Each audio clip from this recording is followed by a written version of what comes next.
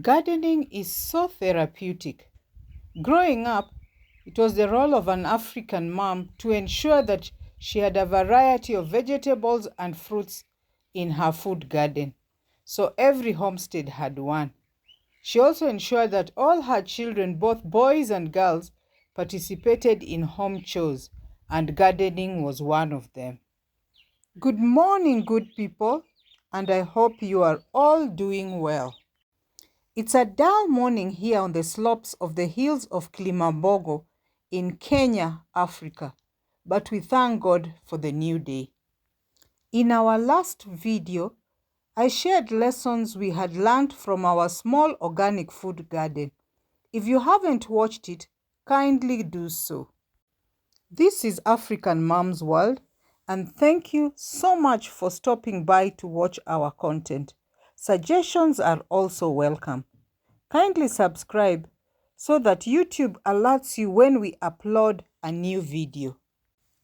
In today's video, we major on trees on our farm. Whereas growing trees is the number one agenda in this region I live, because it's a semi-arid land, we have decided to take a slight shift.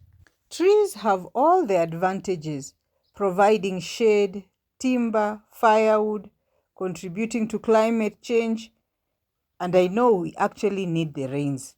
But now our focus has changed. No more planting of exotic trees. We have now switched. We will now grow fruit trees. Today we are going to grow fruit trees that are rich in vitamin A, C, have natural sugars, and also have high fiber and many other health benefits. I have already purchased assorted fruits which we will be planting, and I'll show you step by step as we grow them. Averagely, each of these fruits costs about $2. The fruit trees are still in their sockets. Interestingly, they are in red soil.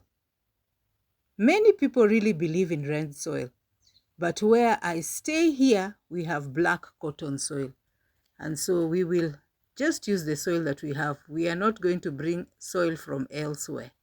We have already grown some vegetables, fruits, and even trees using this black cotton soil. And actually it has worked. And before we start planting the fruits for the day, notice this pine tree. It is about 2 years now and has grown quite big. Look at the stems. So many of them.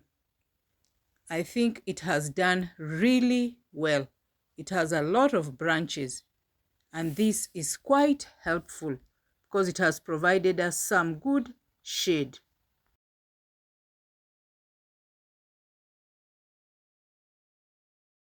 Actually, on this farm, we only have 2 types of exotic trees. The first one is the pine you have seen, and the second is the grevillea tree. They're actually the same age. We planted them on the same day and bought them from the same person. It has very many leaves, and this is very good for mulching. We also have some pawpaws, which I'll talk about later. They have very big stems, but other than the fruit, I do not know any other function of the pawpaw. So let's dive into the activity of the day. You will require water, not just for planting, but also for watering throughout until it is stable. Then you will also require a spade, you will require a hoe, and of course the fruit itself. We'll begin by planting the mango tree, and we'll require to dig a hole which is 2 by 2 feet. We then mix ash with black cotton soil. My African mom taught me that when you mix ash, it helps or prevents mites and ants from eating the roots. So this is a grafted mango, and since the grafting process, it has grown in this polythene bag or socket for quite some time. So when removing it, one has to be very careful so that we do not interfere with the roots, and also so that we don't interfere with the soil in which it has been growing, because we need to plant it together with the soil, even if we are going to add the other black cotton soil to fill up the hole. When planting this type of plants, I like putting them at the center of the hole. I don't know how you do it. Let me know in the comments section. So we now fill the hole with the cotton soil that had been mixed with the ash, but for a larger part, the soil that was from the hole which we dug.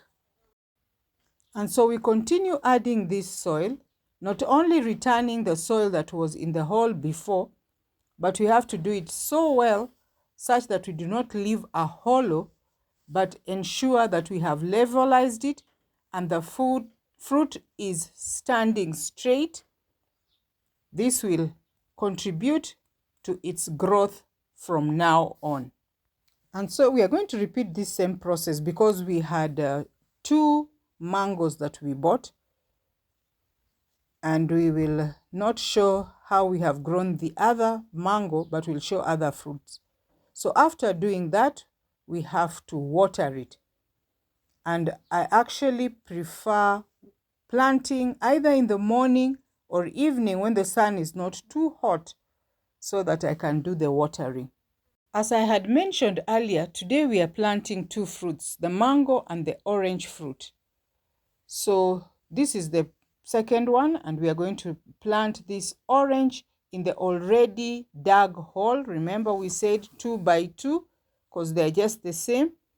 And so after removing the paper, we will follow the same procedure. We have planted these fruits about a week after we purchased them, and notice the leaves of the oranges had fallen down. Why they fell off, I am not so sure. If any of you know the reason, please let me know. Does that normally happen? So after we have removed the polythene bag, we try to see where the center is and just take the plant carefully with the soil alone. In fact, this one had so many roots, and try and fit it at the center. Notice that we have a lot of stones around, the big ones which had been used for construction, and also small ones, the marab.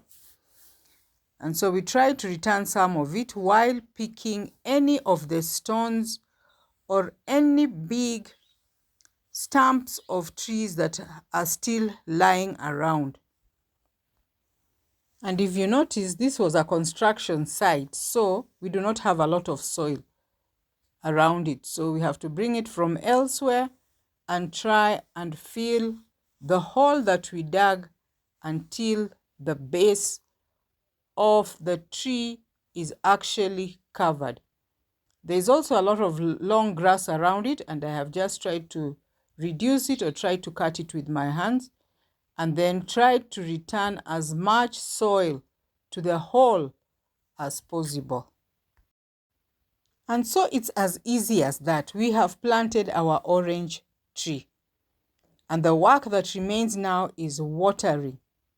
This is black cotton soil, and immediately there is some sun or some heat, it dries and it cracks.